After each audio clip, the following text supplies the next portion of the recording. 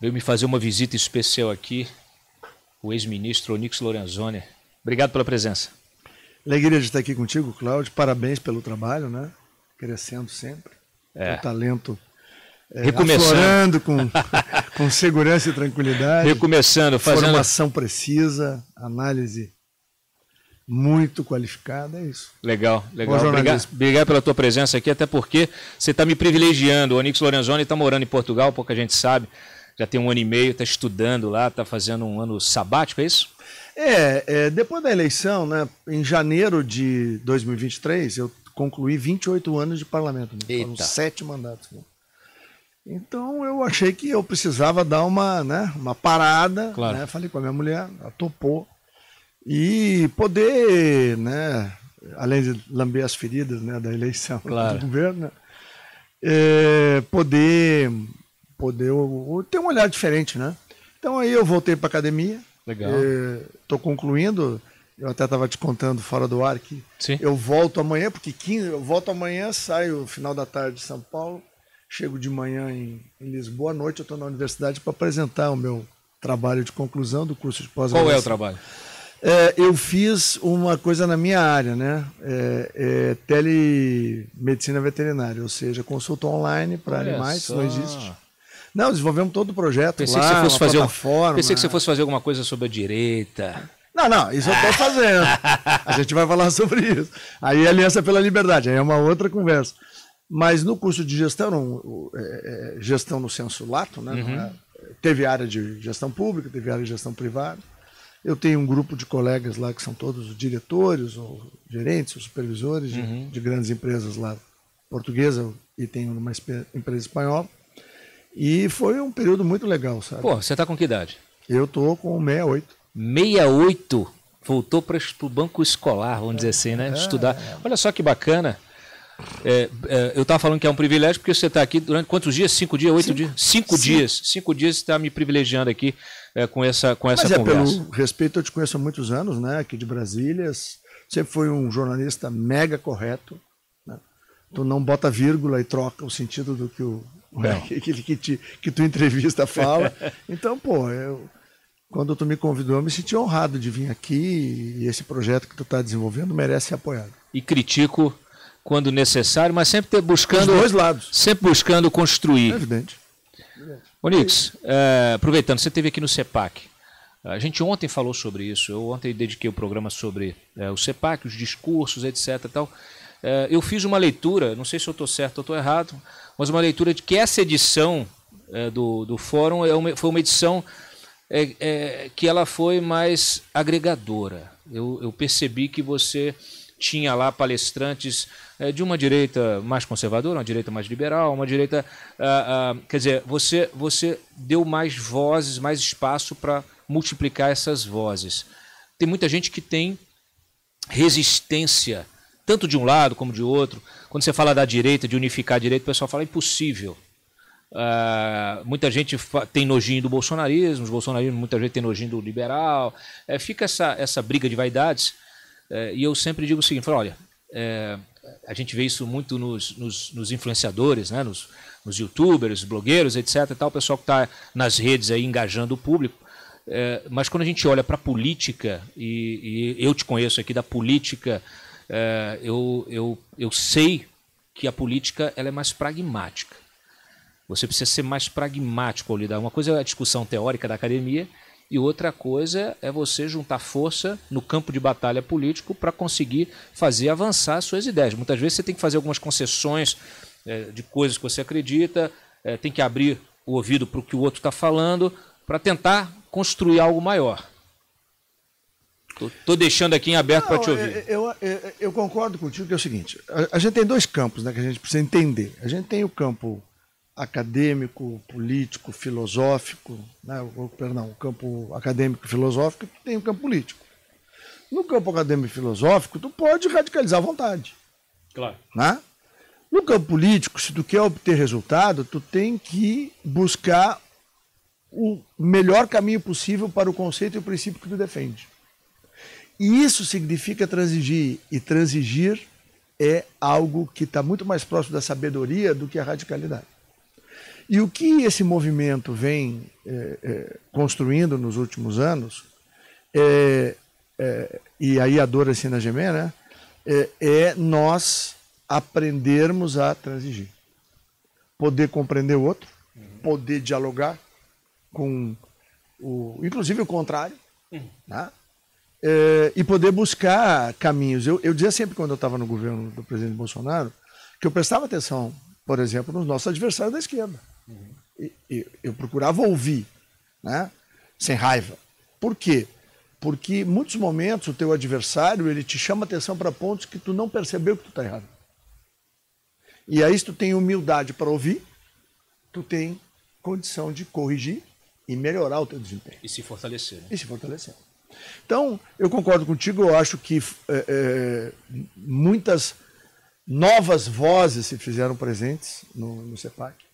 Eu quero chamar a atenção de uma deputada, que eu quero que tu anote, e os brasileiros também, se chama Rita Matias. Ela é uma jovem, tem 26 anos de idade. É do Chega, ela está no seu segundo mandato lá na Assembleia da República. Ela é um talento e ela fala hoje com os jovens portugueses. E eu não tenho nenhuma dúvida que, claro, a liderança é do André Ventura, claro, mas logo atrás será ela que vai carregar o legado, porque ela tem uma capacidade de comunicação, só para a gente poder entender o que está acontecendo em Portugal, fazer um paralelo com o que aconteceu com a gente. O Chega fez nessa última eleição, das 50 cadeiras, 1.200.000 votos. 450 mil desse 1.200.000, então um terço, foram eleitores entre 18 e 25 anos de idade. Eita, nossa. Ou seja, o Chega primeiro conseguiu, eu disse para o André, do André Ventura depois da eleição, o Chega conseguiu fazer com que o português médio perdesse o medo criado pela esquerda, pela mídia engajada, claro, de votar no Chega. E o Chega, nesses últimos 3 anos, conquistou o jovem português, que está cansado daquela coisa da esquerda, né? Sim. De colocar peso, colocar ônus, colocar, né, querer pautar como é que as pessoas vão se comportar, essa coisa toda. E isso aponta para um novo caminho, né? Que é o mesmo que a gente tem visto lá na Espanha. Quer dizer, quem ganhou a última eleição na Espanha? A última eleição na Espanha foi o PP, né, com o Vox. Por que eles não conseguiram governar? Porque, diferente de Portugal, que quem ganha leva, independente se tem maioria ou não, e o grande problema, acho que é bom tu ficar de olho, agora em final de outubro entra o orçamento português para o ano que vem. E ali tem um espaço onde o atual governo pode patinar, resvalar e cair. Né? Bom, na Espanha tem que construir maioria. Como é que a esquerda, que perdeu para o PP e o Vox na Espanha, construiu maioria? Se aliando com os separatistas bascos. Eu vi. Inclusive perdoando terroristas. Absurdo completo. Né? Absurdo. Então a Espanha hoje está muito revoltada, o espanhol médio. Sim. Né? Então a gente tem aí um caminho. Da mesma coisa, o primeiro turno da eleição francesa foi um crescimento exponencial, né? Sim. Do Reunião Nacional. Né? Agora, no segundo turno, o Partido da Le Pen perdeu. Não. Se tu somar os votos do Partido da Le Pen com os gaullistas, porque os gaullistas estão muito mais próximos dos princípios defendidos pela direita francesa do que do Macron. Sim. Dá quase 2/3. Então, que derrota é essa? Né? Então, e na França, me permita aqui uma comparação, também o centro aí do Macron, que saiu menor, né? Saiu encolhido. Teve de buscar apoio da extrema esquerda. E isso leva a uma coisa que acho que é importante, sabe? Eu acho que a gente precisa, dentro do movimento conservador, liberal brasileiro, e eu gosto das duas palavras de propósito. Porque muitas vezes as pessoas acabam querendo colidir. Mas se nós quisermos fazer um governo só liberal, nós nunca vamos conseguir no Brasil. Se nós quisermos fazer um governo só conservador, nós nunca vamos fazer. Agora, um governador conservador liberal que una as duas correntes, nós temos plenas condições, como tivemos. O que foi o mandato do presidente Bolsonaro? Foi um mandato inovador em muitas coisas. Eu vou dar um exemplo aqui que eu acho que é pragmático, claro, qualquer pessoa entende. Durante a pandemia, que foi a maior tragédia humanitária dos últimos 100 anos Sim. do planeta Terra, fecharam no governo Bolsonaro 1 milhão de empresas. Eu vou repetir, 1 milhão. Nós tomamos uma série de medidas que misturavam conceitos liberais com conceitos conservadores. E nós tivemos abertas em 2021 4 milhões de empresas. O governo atual, porque tem os conceitos e os princípios equivocados em macroeconomia, amarga o fechamento de 2.153.000 empresas no ano passado e não tinha pandemia nenhuma. Sim. Então, isso demonstra claramente que o caminho da prosperidade é um caminho que passa pela visão liberal, porque fala da liberdade de empreender, do direito de propriedade, que fala da redução do tamanho do Estado, que fala de fazer o governo dar passos atrás para que a cidadania brasileira dê muitos passos à frente. Sim. E sempre que isso acontece, a cidadania e a economia brasileira, que é muito diversa e forte, ela reage. Sim. Mas também é importante que princípios e valores na constituição da sociedade, que estão no coração, no âmago da sociedade brasileira, que é aí, né, a questão da família, a defesa da vida, né, o patriotismo, né, a fé em Deus, né? Ou seja, estas coisas, elas são componentes essenciais para que o país encontre o caminho da prosperidade. Então, o que nós mostramos em 4 anos é que o caminho da prosperidade para o Brasil é possível, desde que princípios e valores e ações que reúnem o pensamento conservador liberal trazem avanços extraordinários para a sociedade brasileira. Onde o governo Bolsonaro errou, na tua opinião? A que você atribui a derrota? Que, na verdade, eu até disse na época, quando saiu o resultado do segundo turno, eu destaquei em artigo, falei isso N vezes publicamente. Tipo assim, o Bolsonaro saiu de uma campanha primeiro com uma eleição proporcional fortíssima, uma bancada gigantesca, e com votos.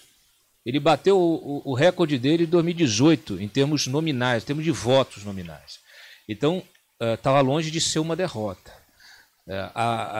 Perdeu por muito pouco, dentro de um ambiente bastante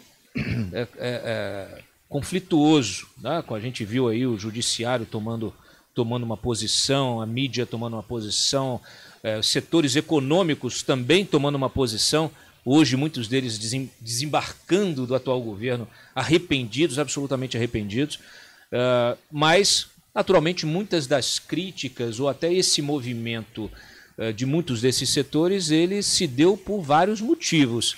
Quais foram esses motivos, na tua opinião? Eu quero voltar a uma frase de Guilherme Afife Domingos em 89, né? Eleição presidencial, lembra? E eu assisti uma palestra dele, eu nunca esqueci isso, eu sou amigo dele até hoje. Ele dizia que o capitalismo brasileiro, o capitalista brasileiro, na regra, ele só tem a lista, porque o capital sempre é público. Quem é que, né, se mobilizou contra o governo Bolsonaro? Aqueles que dependem do capital público. Né? Depende do governo.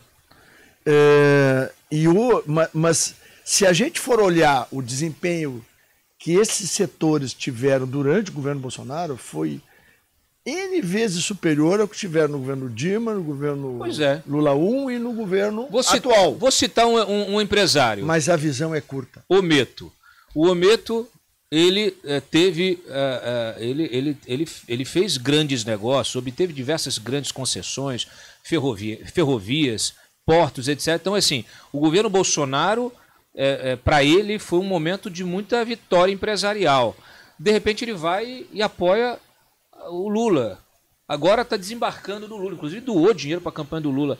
O que passa, na sua opinião? Você que conversa com esses empresários, o que faz com que alguém seja tão, vamos dizer assim, volúvel no sentido justamente de posicionamento político? Porque se o sujeito teve benefício, entendeu que as coisas estavam caminhando no sentido correto, de repente muda de opinião. Será que ele caiu nessa conversa de de atentado à democracia, etc. e tal, e depois se arrependeu? Eu diria assim, eu não vou personalizar, porque... Não, estou te dando um exemplo, mas não precisa personalizar. Eu não gosto de fulanizar, né, esse tipo de discussão.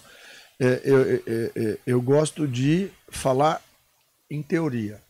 O grande problema é que nós, como país, como nação, como a nossa educação, de uma maneira geral, a educação, principalmente o ensino médio e a educação superior brasileira, elas despencaram em termos de qualidade.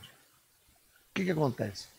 O grau de informação no Brasil sobre princípios e valores que são norteadores de uma sociedade livre e próspera, eles não eram discutidos até 2017.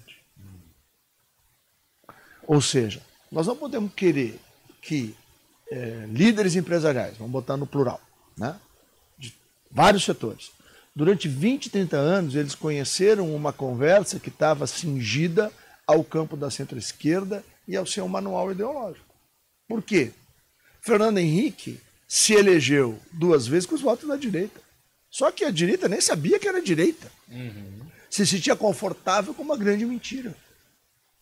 Se tu for ver os avanços que são danosos ao Brasil, quer de regularização de terra indígena, quer de desenvolvimento e fortalecimento do movimento sem terra e de uma reforma agrária demodê, porque não tem nada a fazer reforma agrária, isso é um troço que ficou no século XIX, não é para o século XX, muito menos para o XXI. Sim. Né?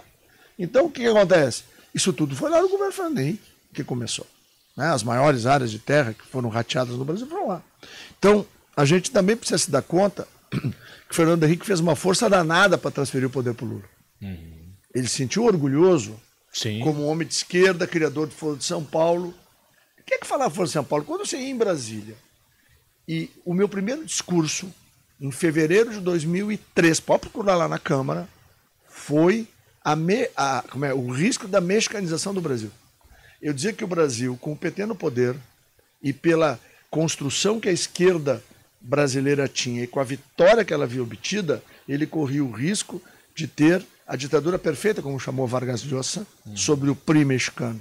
O PRI mexicano espolhou o México 60 anos, inclinando-se ora um pouquinho para a esquerda, ora um pouquinho para a direita, mas dava uma capa de democracia, mas na verdade era uma ditadura quase de um partido único. Nós quase tivemos isso no Brasil. A sanha e a farra com o dinheiro público do mensalão e do petrolão é que criaram o obstáculo e que propiciaram a possibilidade de um outsider, como Jair Bolsonaro, né, no momento em que ele vocaliza, né, aquilo que a sociedade brasileira queria, ela buscava um caminho diferente. Eu me lembro, eu vivi muito isso em 16 e 17, né, eu era do PFL, /DEM, né? A gente discutia internamente e as pessoas me ridicularizavam. O que tu está vendo no Bolsonaro? Vocês não estão vendo que as pessoas estão encontrando nele o que elas desejam? Que aqueles movimentos... E elas desejam o quê? O que nós defendemos. E por que nós não vamos ajudar?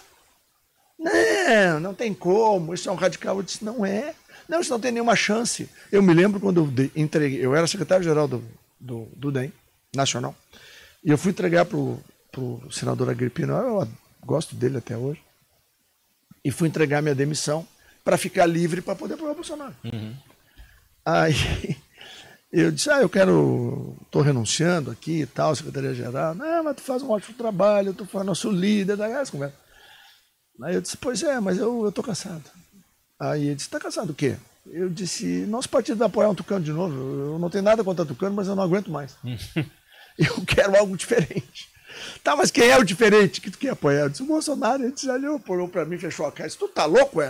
Eu disse, senador, eu sempre lhe respeitei, eu lhe admiro, o senhor sempre me respeitou. Vamos nos respeitar. Mas eu queria lhe dizer uma frase sobre isso.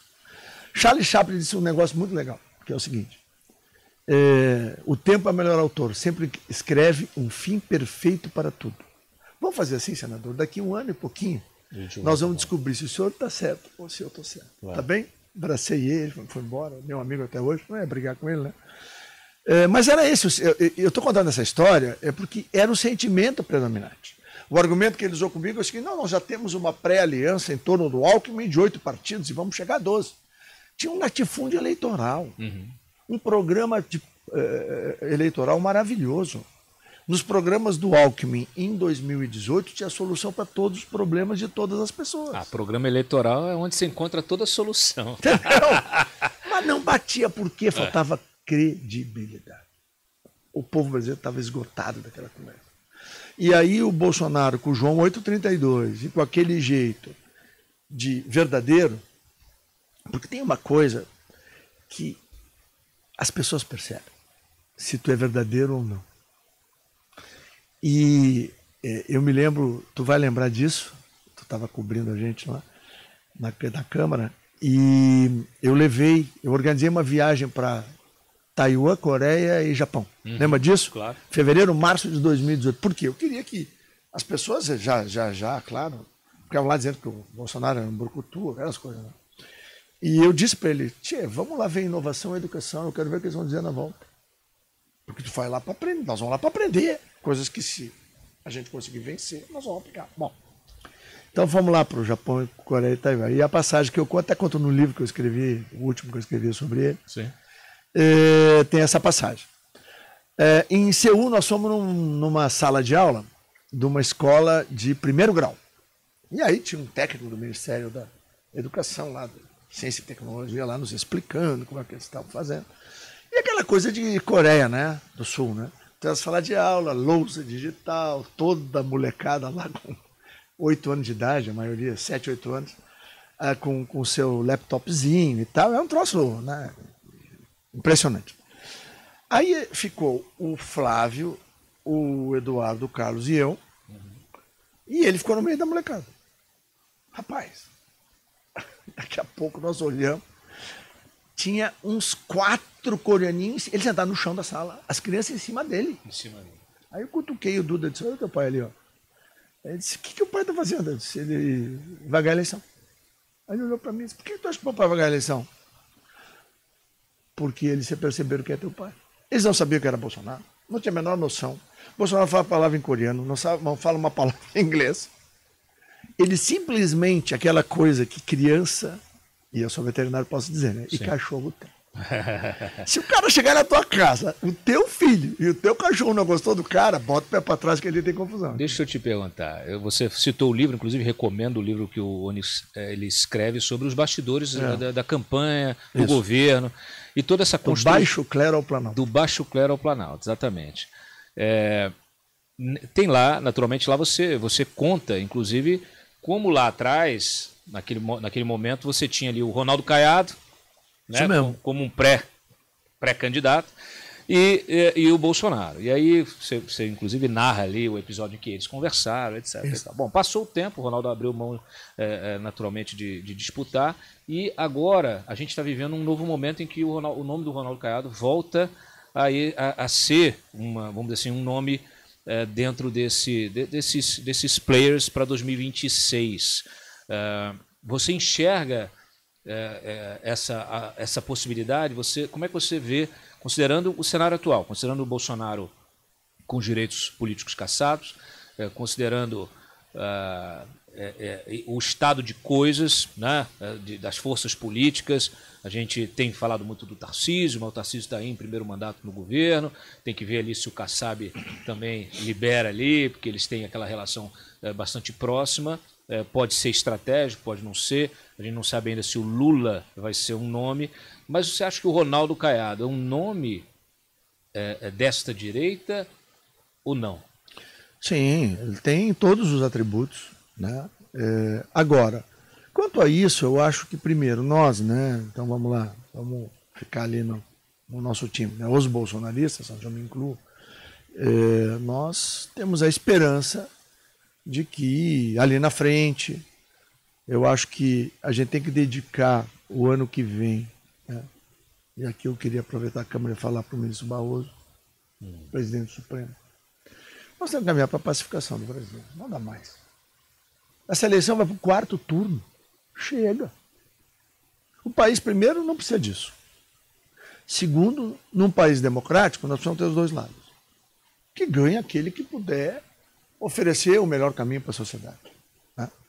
A gente já conviveu tantos anos com governos de esquerda no Brasil, tivemos um governo de direita, e o nosso problema foi fazer um governo sem corrupção. Vou repetir, fazer um governo sem escândalos de corrupção. E fazer um governo que serviu o seu povo. Ou as pessoas acham que esses milhões de pessoas que vão à rua atrás do Bolsonaro, atrás do quê? Porque elas viveram, experimentaram um país que elas imaginavam que não iria existir nunca na vida delas. Um país que, quando teve a pandemia, nós conseguimos, com rapidez e eficiência, socorrer 68 milhões de famílias. Eu tive a responsabilidade e a honra de coordenar isso. A primeira reunião que eu fiz com Dataprev, Caixa Federal, com o Pedro, quase briguei com o Pedro, fisicamente. Uhum. A ordem era mandar cheque para cada das pessoas. Eu disse, não vou mandar cheque, não. Os americanos mandaram 100 milhões de cheque, 20% até hoje não chegaram para os destinatários. Lógico. Aí nós tínhamos um projeto para fazer num aplicativo de celular, a gente fez, foi um êxito. Nós, em 40 dias, chegamos a 68 milhões de pessoas. Sabe qual é o nível de eficiência do programa? 0,48. É aceito pelo Tribunal de Contas da União como referência no mundo todo que o melhor sistema de controle e que há décadas não tem nenhum problema de corrupção ou falha, é o sistema de pensão americano. Eles pagam 100 e tantos milhões de pensão por mês. Os americanos, as mais variadas, óbvio, os americanos aceitam como índice de erro, falha ou fraude 0,62 sobre as operações dele. Nós fizemos 0,48 no auxílio emergencial. Então, o Brasil pode fazer coisas que dá certo. Por que o governo atual não tá usando isso? Eu não sei. No Rio Grande do Sul, por exemplo? Bom, eu vou te dizer, quando deu tudo aquilo, eu tenho no atual governo um ex-companheiro de partido, né, do PFL, que é o músico. Eu liguei para o Zé. Foi aquela tragédia, eu fui para o Rio Grande do Sul para ver duas dores. Eu perdi minha mãe, com 93 anos, e eu cheguei lá no meio da tragédia. Tanto que eu saí do velório da minha mãe, do enterro do sepultamento da minha mãe, e fui para a água. Né? Aí, chocado com tudo aquilo que aconteceu, só vendo o que estava acontecendo no início de maio, né? Minha mãe faleceu dia 8. Eu liguei e disse, minha mãe, olha, eu não quero interferir nem nada, mas é uma questão humanitária, eu disse para ele. E a única pessoa do governo que eu converso, posso conversar, é tu, porque nós somos amigos há 25 anos. Né? Deixa eu te pedir uma coisa. Pô, tá tudo pronto.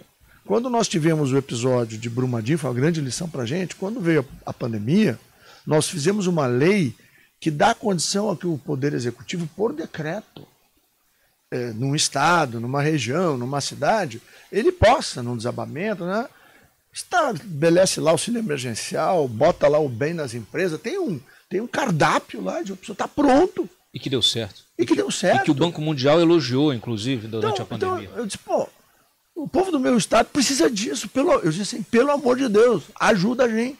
Claro. E ele disse, vou ajudar. Não. Aí também eu sei que tem limitações, né? Até porque ele não é do duro do time. Duro, Então,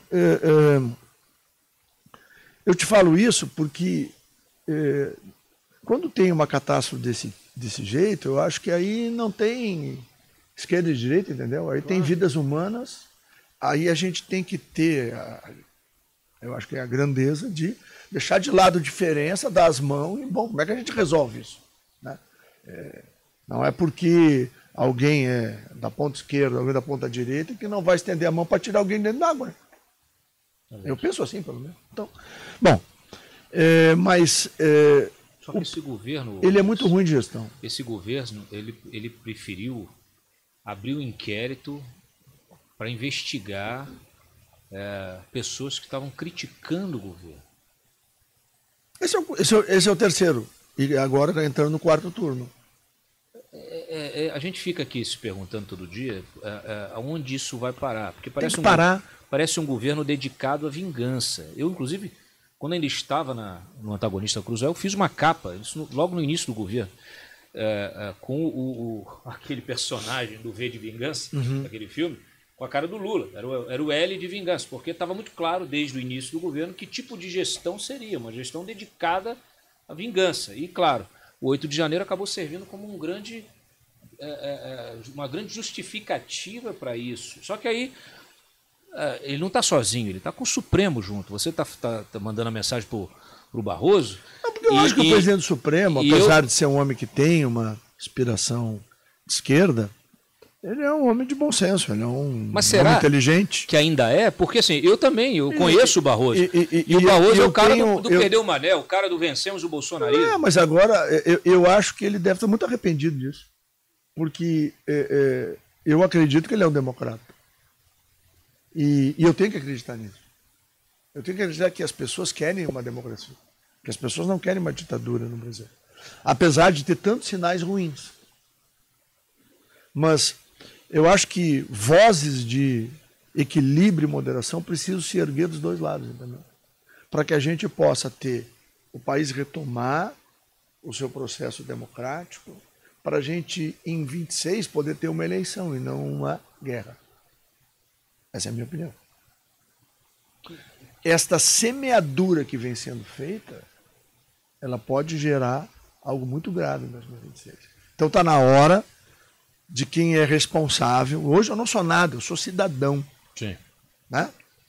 Eu quero tem que levantar a voz e dizer, olha, gente, para aí. Ó. Esse país merece ter uma democracia equilibrada. E aí a gente debate, discute, vai para a eleição e decide. É simples assim. Agora, essa perseguição, esse quarto turno eleitoral, que sentido faz essa pataquaiada das joias aí? Isso é um absurdo. O inquérito das joias, inclusive. Eu publiquei um artigo. Vi. Eu estou acostumado. Cumprimento, parabéns. Eu estou acostumado. O que eu fazia na CPI, né? Lê a documentação. Acostumado a ler inquérito, né? Mais de 20 anos lendo inquérito. Então, assim, muito preocupado em saber, antes de sair manchetando, de entender como é que as coisas estão relacionadas dentro do inquérito, com as provas, né, que estão fundamentando o inquérito. E, de fato, o que você tem me lembrou muito, esse relatório do Fábio Schor, me lembrou muito do Protógenes Queiroz. Entendeu? Parece que o negócio é escrito com uma certa bile, um certo ódio, com muita adjetivação, com muita especulação e pouca tecnicidade. Agora, eu acho que isso está contaminando todo mundo. Você falou Barroso, É porque é o presidente do Supremo, a responsabilidade é dele. Eu já tive com o Barroso N vezes, eu já tive com Carmen Lúcia em 2017, num evento que ela me chamou, pessoas que antigamente a gente olhava como ponderadas e que hoje estão censurando, estão querendo eliminar o bolsonarismo. Criou-se essa história, essa coisa de eliminar, eu já ouvi de vários ministros do Supremo, temos que acabar com o bolsonarismo. Por que o bolsonarismo irrita tanto essas pessoas? Por que desperta tanto essa reação quase visceral nessa turma aí que está, ou seja, em cargo de autoridade, seja aí no debate público? Por quê, na tua opinião? Olha, eu acho que tem uma coisa, né? A esquerda, depois da Revolução, ela reinou no Brasil. Uhum. Aparelhou, através das ações do Foro de São Paulo, as universidades brasileiras. Né? Sim. A queda do Muro de Berlim e o fracasso do Império Soviético, que o socialismo soviético, né? Comunismo / socialismo soviético, a única coisa que ele conseguiu produzir melhor que o mundo ocidental foi batata inglesa. Os fogões explodiam, as geladeiras pifavam, sim, os carros quebravam e os aviões caíam. Era isso. Né? Então, quando então acaba lá o Império e aí cai o muro, né? E o povo que estava do outro lado do muro fez festa para vir para o lado de cá, a esquerda europeia, né, se reuniu e aí entendeu que tinha perdido a queda de braço e tentou buscar um caminho de fragilizar, né, ou reduzir, né, o potencial do capitalismo. Por que o capitalismo funciona se você não funciona? Por uma coisa muito óbvia e muito simples. O capitalismo entende que cada indivíduo age em busca da sua satisfação E a externalidade da busca da satisfação pessoal é o bem coletivo. E não vai ser de cima para baixo que tu vai querer fazer que o mundo seja diferente. Né? Então, concordamos. Não, isso é tão evidente que em 2004 eu sentei na frente. Eu fui a Xangai para conhecer. Eu era candidato a prefeito de Porto Alegre. Eu fui para vários lugares do mundo. Eu estava no PFL, era o PFL ainda. Em vários lugares do mundo eu fui para conhecer experiências em gestão urbana. E Xangai tem uma experiência extraordinária, que do outro lado do Luampu, que é o rio que divide a cidade, tem o bairro Pudong. Eram 300 ou 400 hectares. Que eles aí fizeram uma revolução urbana, foi a remodelação de Xangai e contrataram os melhores arquitetos franceses, italianos. Né? Não, o troço é um negócio de cinema. Cinema. Né? Só comparável com Doha, no Catar, né? Que eu acho que hoje é a mais futurista do mundo. Né? É Doha. Bom, mas aí fui convidado, né? Já que o partido lá tinha me dado autorização para mim entrar lá através da Embaixada Brasileira, para ter uma conversa com o ministro de Relações Exteriores. E eu perguntei para ele, eu sou do PFL, o senhor é de um partido de um comunista. Eu queria saber por que o senhor quer conversar comigo. Tá? E ele disse, não, é que o seu partido é um dos maiores partidos brasileiros na época, né? Governa, né? Ou governou por longo tempo, né? O Brasil ao lado do ex-presidente. Né? E o Brasil é um país tão complexo quanto o nosso. E nós nos demos conta de que o comunismo não é capaz de dar as respostas que o povo chinês precisa. Eu tenho lá 1 bilhão de pessoas, que nós temos aqui, que elas têm que trabalhar, comer, se vestir e morar. E com o comunismo nós não vamos conseguir. E aí nós vamos fracassar. Claro. Então, nós vamos manter o Partido Único, nós vamos controlar a política, mas na economia, nós vamos abrir a economia chinesa. 2004. Mas você volta para responder minha pergunta. Por quê? Por que desperta? Você acha o quê? Que então, perder o monopólio? E aí é uma reação natural a essa perda do monopólio? Até 2016, até 2017, quando o fenômeno então da liderança do Bolsonaro ela faz uma ascensão muito forte. Que a gente tem Lava Jato, tem 2013, ruas. Eu venho de lá. 2013, Lava Jato, tarará, aquela coisa Petrolão, o impeachment da Dilma, né? Isso. E aí chegamos no Bolsonaro. Bom, mas o empuxe mesmo foi o Bolsonaro. Então, o que acontece? Tu não tinha movimento de rua no Brasil. O único movimento de rua que existia no Brasil era o movimento dos sindicatos com imposto sindical. Então era a CUT, CGT, sim, Força Sindical. Era a única coisa que tinha na rua. Não tinha o cidadão comum. As redes sociais trouxeram para o cidadão comum a possibilidade de ele se informar fora dos meios tradicionais. Sim. E aí, como havia uma desesperança no país naquela época, ou seja, as pessoas achavam que o Brasil não ia dar certo. Eu começo a me aparecer pé com isso. O Brasil não vai dar certo. Não, o Brasil não tem jeito. Era o sentimento de 2013, 14, 15, 16. Então, o que traz o movimento que o Bolsonaro lidera? Traz uma esperança. Bom, nós temos lá os nossos erros? Temos. Agora, o que ocorre? Se revelou no Brasil um tal volume de pessoas que era inimaginável. Essas pessoas estão impactadas até hoje. E havia, vamos lá, uma ideia no meio acadêmico que havia que ter um certo refinamento.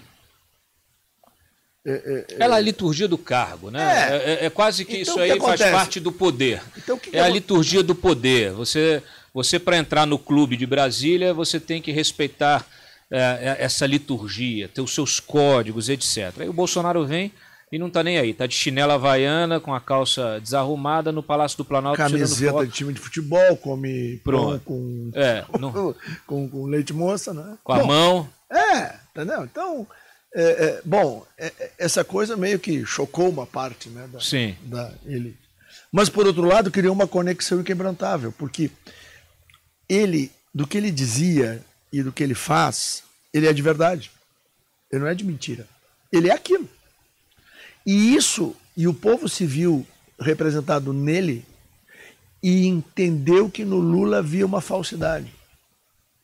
Então o Lula não consegue sair na rua, por quê? Porque a maioria do povo brasileiro entende que ali tem um falso. Peraí, que ele consegue sair na rua porque ali tem um verdadeiro. Isso é muito forte lá no inconsciente das pessoas. Você está me falando um negócio que a gente precisa colocar aqui em perspectiva, que é o seguinte. Quando der seu horário, você me avisa. Você está me dizendo o seguinte: o Lula é uma construção de chão, de base, pessoal. Movimento sindical, movimento estudantil, as comunidades eclesiais de base. Nasceu nas comunidades eclesiais de base. Aí você vem, e ele em algum momento ele é legitimado pelo sistema. Quando o regime militar olha assim, Golbery, aquela turma fala assim, não, precisamos de alguém para se opor ao Brizola. Então ele é uma liderança setorial, o PT faz esse trabalho por anos e anos a fio, o trabalho de doutrinação nesses setores. A esquerda faz no mundo todo. E a esquerda toda. E aí essa construção da figura pública do Lula como uma liderança popular. Lula, Macron... Mas o que eu quero dizer é o seguinte. O Bolsonaro surge via rede social, interação direta, democracia direta, redes sociais, o povo se identificando diretamente com ele. O que você está querendo me dizer é que o Lula não é uma liderança popular e o Bolsonaro é uma liderança popular. Eu não estou querendo dizer, estou dizendo, o Lula é do sistema. O Lula é uma liderança do sistema. Do sistema. E o Bolsonaro... Então a primeira liderança que a gente tem popular, política popular é o Bolsonaro. Por que eu estou dizendo... não, nesse momento da história do Brasil. Sim. Volta lá atrás, tem outras pessoas. Mas e o Lula teve seu tempo. Mas é curioso, porque o Bolsonaro é um deputado de 30 anos de mandato que depois se torna essa figura. Mas ele não é um outsider propriamente dito. Ele consegue incorporar essa figura. Ele sempre foi outsider. Ele sempre ia na contramão das pessoas. Não, perfeito. Mas ele do sistema. Ele de alguma forma ele estava ali representando há muito tempo um setor. Eu na comissão de ética, várias e várias vezes, eu ajudei a desfazer aqueles ataques que eram feitos contra eles, assim como eu também defendi. Porque como eu sou um democrata, para mim, o princípio da democracia é o seguinte, e o parlamentar tem que ter isso é uma coisa muito clara na minha cabeça. O parlamentar que representa uma parte uma parte da sociedade brasileira tem direito de subir na tribuna da Câmara, ir no rádio, dizer o que ele quiser. Sim, sem dúvida. Isso aí é óbvio. Sim, mas hoje não pode. Hã? Hoje não pode. Não pode. Então, isso está errado. Então, quando eu falo aqui que tem que acabar com a quarta turma eleitoral, eu vou para a Câmara e falo com o ministro do Supremo Tribunal Federal através do teu programa e digo que tem que pacificar o Brasil. O Brasil precisa de paz. Para quê? Para as coisas voltarem para o seu lugar. Para que o Brasil possa... Nós vamos ter eleições municipais agora. As eleições municipais, eu tenho expectativa que vai ter lá os momentos de maior conflito, mas elas deverão ocorrer com relativa tranquilidade. Agora, a eleição de 2026, se continuar nesse clima, é a revanche que eles querem? Eu acho que não. Eu acho que para o bem do Brasil, nem Bolsonaro quer isso, nem eu quero, ninguém quer. Vocês falaram no CEPAC sobre anistia. O Eduardo Bolsonaro fez um discurso muito enfático sobre anistia. O Eduardo é um sujeito que vem amadurecendo muito. O Eduardo, com esse trabalho, eu o auxilio na Europa, nesse trabalho de expansão e de construção da Aliança pela Liberdade, que vai ser a entidade que vai reunir os partidos conservadores da Europa, da América. Né? Espera aí que a gente vai falar disso aí. Ele vem crescendo muito e ele vem entendendo que o Brasil precisa caminhar para esse equilíbrio. E a democracia brasileira tem que voltar para o seu leito. Né? Ou seja, quem tem que cuidar da Constituição, cuida da Constituição, quem tem que cuidar das leis, cuida das leis, quem tem que governar, governa. Seja lá quem for. Perfeito. Nós temos que voltar para isso. Tem que respeitar o princípio. Nós estamos com poderes hoje que estão exacerbados, que eles estão hiperinflados, acima do que tem que fazer. Então a gente tem que voltar para o leito e recolocar o Brasil no rumo. Porque tem uma coisa que tem que ser entendida. Dê o nome que quiser. Bolsonarismo, direita, conservadorismo. A experiência que o povo brasileiro viveu, ela não se apagará. Não tem como passar uma borracha no coração e na mente das pessoas. Isso não existe. Quem tentou, fracassou. Todos que tentaram fracassaram. Então, nós precisamos ter clareza de que o Brasil precisa ser pacificado e que a direita tem que ser respeitada. como força política Me fala, eu quero entender. Essa aliança aliança. Não, mas aí agora você atrasou, agora você vai me responder. Essa aliança, que aliança é essa? Uma aliança de direita mundial, vamos chamar de conluio. O Supremo vai dizer que é um conluio. Não tem conluio nenhum. É porque que pode ter o Foro de São Paulo, agora eles se travestiram de Grupo de Puebla, né? Grupo de Puebla. Não, é a reunião, nós estamos... Vamos lá, os partidos de direita europeus, né, atuam tão dispersos ou separados como os nossos aqui da América Latina. Cada um cuida do seu. Né? E todos nós começamos, a partir, faz um ano e meio que a gente vem dialogando, entender que a gente precisa ter aproximações. Né? Então lá o Vox criou o Fórum de Madrid, né? Mas aí tem uma parte dos partidos que não vai, outra parte que vai, né? Então, vem se forjando um entendimento que nós precisamos nos unir, porque nós enfrentamos os mesmos problemas. Né? Por exemplo, a dificuldade que hoje quem é liberal conservador tem no Brasil, tem em Portugal com a imprensa. Né? Uhum. O Chega, agora inventaram o termo que é o terror, tudo é extrema-direita. Sim. Achar que Rita Matias é de extrema-direita, que André Ventura, isso é uma estultice. O problema é que nós vivemos aqui. Sim, mas eu estou te dizendo que o que acontece aqui, acontece lá. Por quê? Porque não há organização para o contraponto inteligente, com método. Como é que chama a aliança? Aliança pela Liberdade. E essa Aliança pela Liberdade, ela tem... Funda-se 11 de outubro em Lisboa. Próximo outubro? Agora. Está sendo construído isso. Em outubro... Vai ter um manifesto em defesa dos princípios e valores conservadores liberais. Então é uma fusão dos dois. Tá. Para que a gente tenha amplitude. Se juntar só os conservadores, os liberais ficam de fora. Se juntar só os liberais, então eu não. O André e o Santiago Abascal do Vox, né? A gente vem conversando. Eu quero cobrir lá. Eu vou não, lá eu te aviso, tu vai. Eu vou lá cobrir. Vai. Então, a ideia é fazer um manifesto que seja amplo, que nos reúna e nós possamos trabalhar teses. Por exemplo, a escolha de cada um, a escolha sexual de uma pessoa é o problema da pessoa. Sim. Entendeu? Eu sou cristão, agarrado com Deus. O cara que morreu pregado na cruz, né? Lembra dos dois ladrões? Uhum. O da direita pede perdão e vai. O da esquerda não pede perdão e desce. Mas Deus, o Filho de Deus, feito homem, que eu creio, respeitou o livre-arbítrio. Quem sou eu para apontar o dedo para quem quer que seja? Cada um escolhe o que quer fazer da vida. Agora, ir para dentro de escola, criança com 7 anos de idade, faz teatrinho para o Joãozinho se vestir de Maria e a Maria se vestir de Pedrinho, tá errado? Não. Tem banheiro onde o Joãozinho vai no tal banheiro onde está a Maria e a Luísa. Está errado. Então, querer que em competições esportivas, né, um sujeito que se sente mulher vá disputar com outras mulheres, bom, aí tem toda a fisiologia humana para mostrar que a estrutura muscular blá, blá, blá, blá, não é compatível de fazer uma disputa honesta. Sim, certo? Bom, então, por exemplo, contra isso, eu tenho uma mulher que quando for lá, uma senhora, dona de casa, mãe de 3 filhos, Maria Helena, ela tem 2 livros escritos sobre a ideologia do gênero, como eles chamam lá.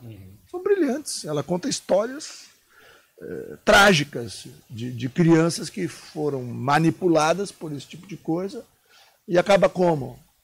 Quando quer voltar, não tem como voltar. As modificações, vamos dizer assim, genéticas, elas não podem ser feitas. Pode ser feitas coisas externas.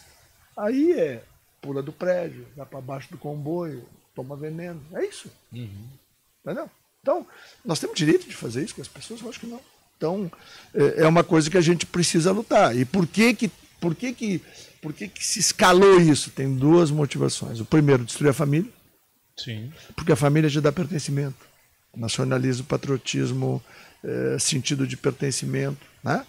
E o pertencimento é um obstáculo à captura ideológica. Claro. Certo? Então, se combate a família por isso. Segundo, se combate a fé, porque a fé é outra âncora do pertencimento. Então, nós temos, então, como conservadores liberais, que acreditam que isso é um valor importante, você tem que se organizar para proteger, para defender, para fazer lei, para ter regra. né? Essas coisas. Perfeito. Então a Aliança vai fazer esse trabalho. Vou só encerrar com uma pergunta aqui. Você falou do Foro de São Paulo. A Aliança vem como uma espécie de contraponto. Direto. Mas qual é o pior? O Foro de São Paulo ou o Foro de Lisboa? O Fórum de Lisboa. É um contraponto ao Fórum de Lisboa também, não? Isso é uma questão política. Esse fórum que tu te refere é uma questão jurídica. Como eu sou veterinário, eu estou falando. Tá bom. Onix Lorenzoni, obrigado pela tua participação aqui, pela tua presença, por essa Foi uma conversa. alegria estar contigo, eu fiquei muito feliz e eu torço muito para que esse projeto dê certo. São Conte com jornalismo de muita qualidade e eu que quero o Brasil equilibrado, nós precisamos de Legal. gente que faz jornalismo equilibrado. Como Legal, legal. Não muito equilibrado, mas eu sempre brinco com o seguinte, o pessoal que fala assim, não, o jornalismo tem que ser isento. Eu falei, não tem que ser isento, tem que ser independente. Tem que ser independente, justamente para você poder para poder se posicionar. Tu já me criticou? Já, claro. Eu tô aqui. Lógico. Mas eu critico querendo que você acerte, cara. Aliás, eu sempre te falei, desde a época da transição, lá em 2018, eu falei assim, comunicação vai ser o calcanhar de Aquiles. Lembra dessa conversa? Comunicação é um problema, comunicação de guerrilha em campanha funciona, mas institucional não funciona. E a gente viu isso acontecer.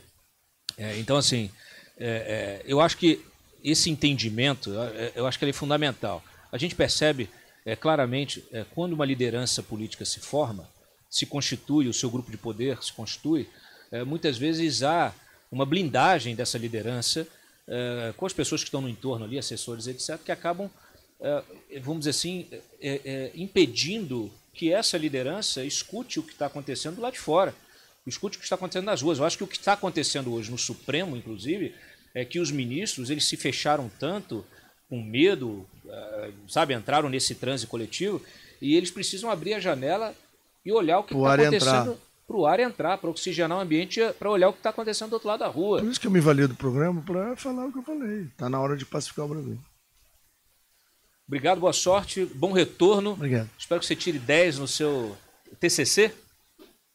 E depois você me manda. A minha turma quer isso também. Você me manda para eu comentar aqui. Mas eu tô. Mas eu volto agora em agosto e setembro. O programa está aberto aqui para a gente poder falar sobre as questões lá que a gente está vivendo lá, aqui. Eu venho para acompanhar a eleição aqui e ajudar, né, a minha gente. E a gente vai voltar para contar o que vai acontecer nesse período. Muito bem. Isso aí, pessoal. Conversa aqui com o Onix Lorenzoni. Obrigado mais uma vez. É sempre bom, essa visão que você está tendo externa também traz, eu acho que contribui bastante e oxigena também o debate aqui. Esse conteúdo é exclusivo, vai primeiro para o nosso assinante e depois para o público geral. Se você quer continuar apoiando aqui o nosso projeto jornalístico, se inscreva no canal de membros aqui do YouTube e também nos siga em todas as redes sociais. Mais uma vez, obrigado pela participação, pela companhia, e a gente se vê amanhã.